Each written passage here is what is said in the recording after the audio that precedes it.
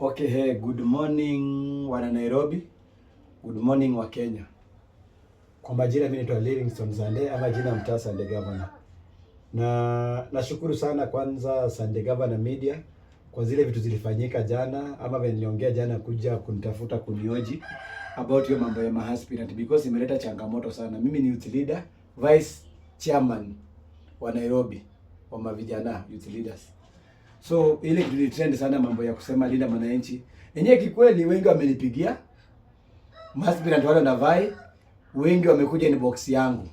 Na mimi nilisema bado nitawapea maneno because mimi hakuna mtu nishai beg. Mimi ni kuwasaidia na wasaidia. Na kama vile nilisema sisi kama linda mwananchi hatuna aspirant yoyote. Westlands ule MP ule anaweza vai. But MCS tuko nao. But MP Westlands wale na vai MPs hawako. But wale MP tuko nao ni wale kama kuna rally ndio waweke gari mafuta, waende kufaitia podium, kwenda kutafuta kina Babu Wino wako wapi, kwenda kupiga nao mapicture. Then hizo mapicture wanapea bloggers wao watuweke kwa group wenye wako. Alafu then nao pia kwenda kubagain kwa kina Sifuna na wenye wako na ground. Hao watu Sifuna ndio kwambia watu hawana ground na wako zero. Hao watu hata mimi mwenyewe Sunday nikitembea kwa barabara, mimi watu wananijua kwa shinda. But MCS wale watu kwa ground, Youth League, Women League na hii Men League wako strong. Wale wanavai ma MCS wako strong. But sitaki kuja kutafuta wale MP wale wana ride kwa mgongo ya watu.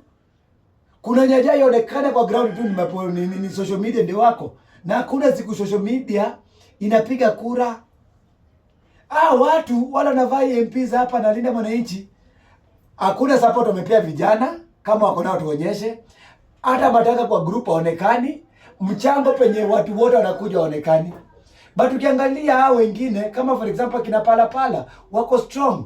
Unaona kwa matanga, wanatembea kwa kila maward, wanafanya vitu wanafanya. But wewe hata si mwenyewe za supporters wao washiki. Kazi ni kukwenda kwa podium pale kama kuna rally, kusema venye kuna ground, venye kuna ground.